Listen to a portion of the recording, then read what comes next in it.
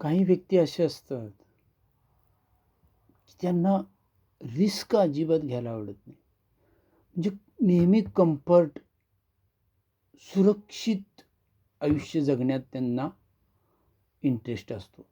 अजिबात धोका पत्करायची त्यांची इच्छा नसते.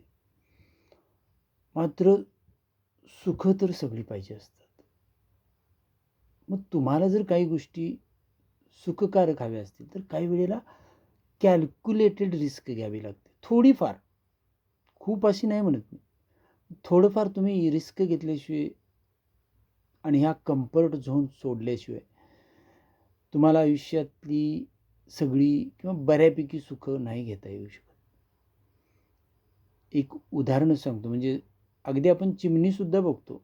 चिमणीचं पिल्लू ज्यावेळी मोठं होत असतं, हळूहळू मोठं होतं, त्याला छान पंख फुटतात. पण काही पिल्ली खूप जरा भित्री असतात. त्यांना वाटतं की नाही, आपण फांदीवरून खाली उडण्यासाठी उडी मारली तर कदाचित खाली पडेन आणि आपल्याला लागेल, त्यामुळे उडायला नको. शेवटी चिमणी समजून सांगते, अगं जा, जरा काय होणार नाही तुला, उडी मार, उडी मार, तुला आता पंख आले, तुला काही होत नाही, तू बिंदास्त उडू शकतीस. पण तिला नाही वाटत, नाही नाही नाही नाही, मला काहीतरी होईल, लागल, मी काय नाही उडी मार.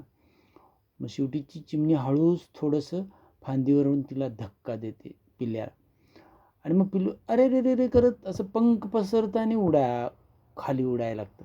आणि मग झूम दिशी उडायला लागतं, आणि मग त्याला असं जाणवतं की नाही, मी छान उडू शकते.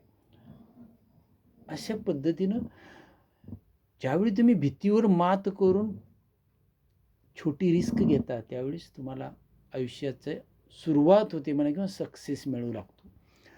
आता एक उदाहरण सांगतो तुम्हाला. समजा तुम्हाला कॅल्क्युलेटर रिस्क म्हणजे कशी घ्यायची असते.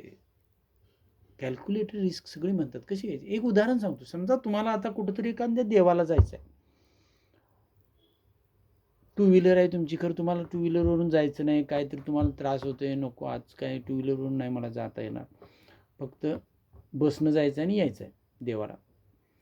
पण तुम्हाला आता ज्यावेळी वाजलेले आहेत, 3 वाजलेले आहेत, आणि तुम्हाला तिकडून येण्यासाठी जी बस आहे ती 7ची आहे. तुम्हाला इकडून जाण्यासाठी 2 गाड्या पकडायच्या आहेत.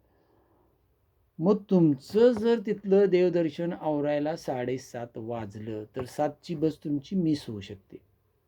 म्हणजे इकडून जायला एखादी बस वेळ झाला, तिकडून दुसरी बस पकडायची, ती वेळानं आली आणि तुम्हाला तिथून यायला वेळ झाला, तर कदाचित तुमची बस चुकू शकते.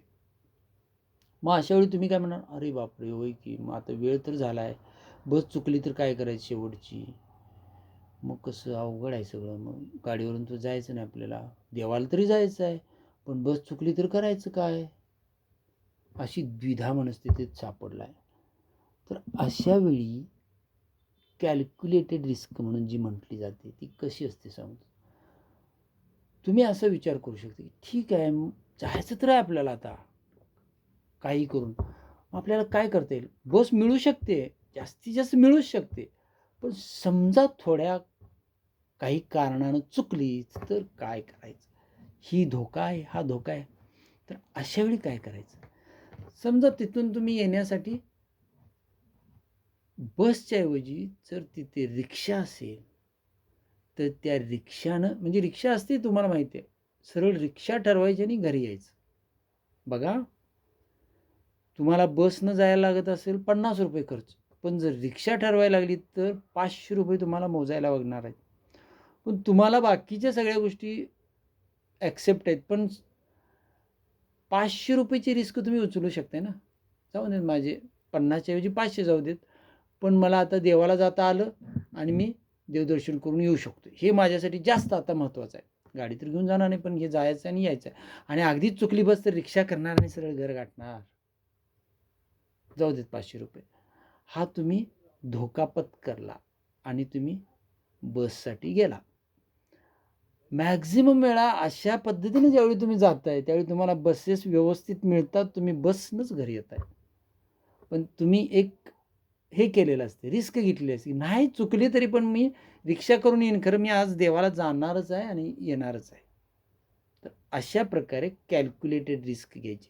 तुम्ही म्हणाल ठीक आहे, यानं काय फरक पडणार आहे. तर तुम्ही ज्यावेळी असं एखादं चॅलेंज, छोटंसं चॅलेंज आहे जे स्वीकारलं आणि तुम्ही कम्फर्ट झोनच्या बाहेर गेला, म्हणजे सुरक्षित कवचात राहायची जी तुम्हाला सवय आहे त्यातून बाहेर आला आणि एक छोटंसं पाऊल उचललं आणि ते तुम्ही संपादित केलं, तर हळूहळू पुढच्या वेळी तुम्ही आणखीन थोडं रिस्क घ्याल, आणखीन थोडं रिस्क घ्याल तुमच्या मर्यादेत.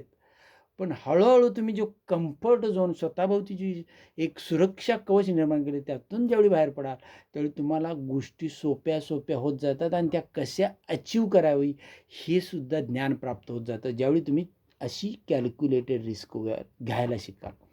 त्यामुळं थोड्या प्रमाणात कॅल्क्युलेटेड रिस्क घेणं हे नक्कीच गरजेचं असतं आहे आपल्या कपॅसिटीमध्ये असेल त्या पद्धतीनं आणि मग तुम्ही हळूहळू त्यात मास्टर होत जाता. थँक्यू.